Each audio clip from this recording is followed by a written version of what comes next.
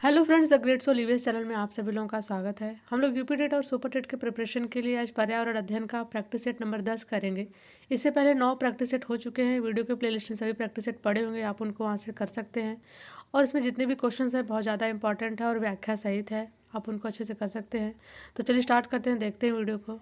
और आप कमेंट करके जरूर बताइएगा कि आपके 10 में से कितने मार्क्स आए। तो चलिए स्टार्ट करते हैं, देखते हैं पहला क्वेश्चन क्या है। ओजोन परत का अधिकतम ह्रास निम्न में से किस पर हुआ है? ऑप्शन ए है उत्तरी ध्रुव पर, ऑप्शन बी है दक्षिणी ध्रुव पर, ऑप्शन सी है भूमध्य रेखा पर और ऑप्शन डी है उपर्युक्त में से कोई नहीं। तो इसका सही आंसर हो जाएगा ऑप्शन नंबर बी, दक्षिणी ध्रुव पर।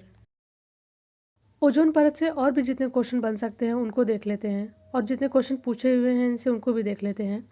पॉइंट वाइज देखते हैं। पहला पॉइंट, ओजोन परत समताप मंडल में पृथ्वी की सतह से लगभग 15 से 40 किलोमीटर ऊपर स्थित है। ये क्वेश्चन कई बार बना है कि ओजोन परत किस मंडल में पाया जाता है, तो इसका आंसर हो जाएगा समताप मंडल में। नेक्स्ट एक और पॉइंट देखेंगे, ओजोन परत के क्षरण के लिए कौन सी गैस जिम्मेदार है? तो इसका हो जाएगा ओजोन परत के क्षरण के लिए क्लोरोफ्लोरोकार्बन गैस प्रमुख रूप से उत्तरदायी है।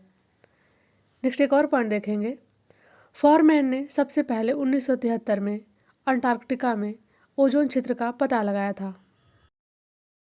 यूपी टेट में एक बार क्वेश्चन पूछा हुआ है कि मॉन्ट्रियल प्रोटोकॉल का संबंध किससे है?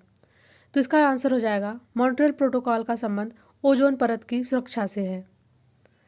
और मॉन्ट्रियल प्रोटोकॉल को कब अपनाया गया था? तो मॉन्ट्रियल प्रोटोकॉल को 16 सितंबर 1987 को अपनाया गया था। ओजोन का अगर फार्मूला पूछे तो इसका फार्मूला होता है O3। अब हम देखेंगे question number second, red data book किससे संबंधित है? ऑप्शन ए है नदियों में प्रदूषण से, ऑप्शन बी है घटता भूगर्भ जल स्तर से, ऑप्शन सी है विलुप्ति के करीब जीव से और ऑप्शन डी है वायु प्रदूषण से। तो इसका सही आंसर हो जाएगा ऑप्शन नंबर सी, विलुप्ति के करीब जीवों से। डाटा बुक के बारे में जान लेते हैं।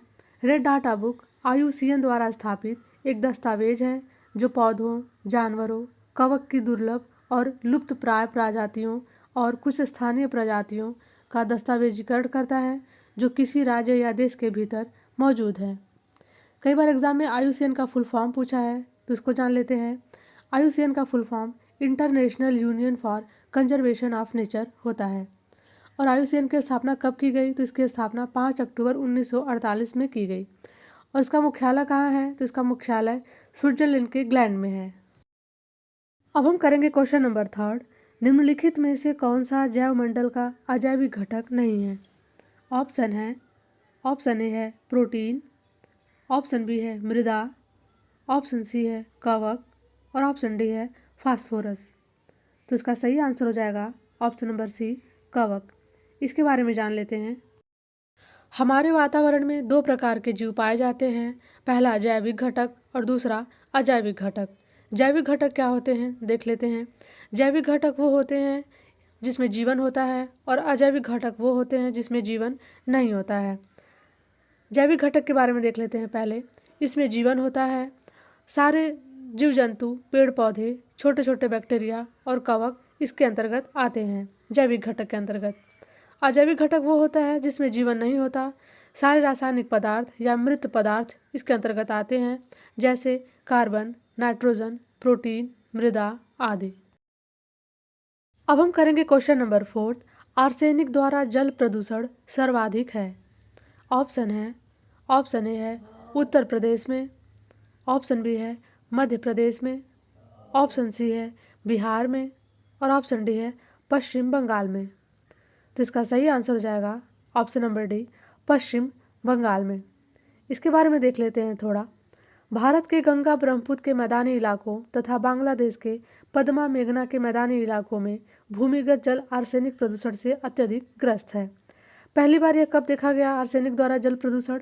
तो भारत में सर्वप्रथम 1983 में पश्चिम बंगाल में ही आर्सेनिक द्वारा जल प्रदूषण का मामला सामने आया था। और कई बार एग्जाम में पूछा है कि यदि जल में आर्सेनिक की मात्रा अधिक हो तो कौन सी बीमारी हो जाती है? तो जल में आर्सेनिक की अधिकता से ब्लैक फुट नामक बीमारी हो जाती है। अब हम करेंगे क्वेश्चन नंबर फिफ्थ, किस देश के संविधान से मौलिक कर्तव्यों को लिया गया है? ऑप्शन ए है जर्मनी से, ऑप्शन बी है यूनाइटेड किंगडम से, ऑप्शन सी है यूएसए से और ऑप्शन डी है यूएसएसआर से। तो इसका सही आंसर हो जाएगा ऑप्शन नंबर डी, यूएसएसआर से। यूएसएसआर को रूस भी कहा जाता है। जो मौलिक कर्तव्य है वो संविधान के भाग 4 में इसका उल्लेख किया गया है और कौन से अनुच्छेद के अंतर्गत आता है? तो यह अनुच्छेद 51 के अंतर्गत आता है। और कुल मौलिक कर्तव्यों की संख्या कितनी है?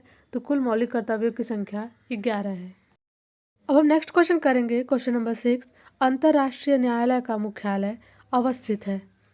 ऑप्शन ए है जेनेवा में, ऑप्शन बी है हेग में, ऑप्शन सी है न्यूयॉर्क में और ऑप्शन डी है पेरिस में। तो इसका सही आंसर हो जाएगा ऑप्शन नंबर बी, हेग में। और इसकी स्थापना अप्रैल 1946 में की गई थी। अब हम नेक्स्ट क्वेश्चन करेंगे, क्वेश्चन नंबर 7।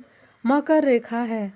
ऑप्शन ए है 23.5 डिग्री, ऑप्शन बी है 23.5 डिग्री नॉर्थ, ऑप्शन सी है 23.5 डिग्री साउथ और ऑप्शन डी है 23 डिग्री साउथ। तो इसका सही आंसर हो जाएगा option number C, 23.5 degree south. यदि हम ग्लोब में देखें तो 23.5 डिग्री नॉर्थ अक्षांश रेखा को कर्क रेखा कहते हैं और 23.5 डिग्री साउथ अक्षांश रेखा को मकर रेखा कहते हैं। और मध्य में जो 0 डिग्री अक्षांश रेखा है उसको भूमध्य रेखा कहते हैं या फिर उसको विषुवत रेखा भी कहते हैं। अब हम नेक्स्ट क्वेश्चन करेंगे, question number 8। Green peas international का मुख्यालय अवस्थित है? ऑप्शन ए है न्यूयॉर्क में, ऑप्शन बी है सिडनी में, ऑप्शन सी है एम्स्टर्डम में और ऑप्शन डी है नागासाकी में। तो इसका सही आंसर हो जाएगा ऑप्शन नंबर सी, एम्स्टर्डम में। अब हम करेंगे क्वेश्चन नंबर 9। राकेश कक्षा 5 पर्यावरण विज्ञान शिक्षक द्वारा दिए गए कार्य को समय से प्रस्तुत नहीं करता है, अतः सबसे उपयुक्त सुधारात्मक उपाय हो सकता है। ऑप्शन ए है प्रधानाध्यापक की जानकारी में लाना, ऑप्शन बी है खेल की कक्षा में जाने पर प्रतिबंध लगाना, ऑप्शन सी है उसकी अनियमितताओं के कारणों को जानकर उसे सही मार्गदर्शन देना और ऑप्शन डी है उसकी अनियमितताओं को लिखित जानकारी माता पिता को देना। तो इसका सही आंसर हो जाएगा ऑप्शन नंबर सी, उसकी अनियमितताओं के कारणों को जानकर उसे सही मार्गदर्शन देना। अब हम लास्ट क्वेश्चन देखेंगे, क्वेश्चन नंबर 10। निम्नलिखित में से सबसे उपयुक्त शिक्षण विधि है? ऑप्शन ए है विचार गोष्ठी एवं श्रुतलेख, ऑप्शन बी है श्रुतलेख एवं दिया गया कार्य, ऑप्शन सी है विचार गोष्ठी एवं कार्य योजना और ऑप्शन डी है व्याख्यान एवं श्रुतलेख। तो इसका सही आंसर हो जाएगा ऑप्शन नंबर सी, विचार गोष्ठी एवं कार्य योजना। तो फ्रेंड्स ये 10 क्वेश्चन थे, आप इनको ऐसे तैयार कर सकते हैं। और यदि आपको वीडियो पसंद आया तो प्लीज़ चैनल को लाइक शेयर एंड सब्सक्राइब कीजिएगा। Thank you for watching this video.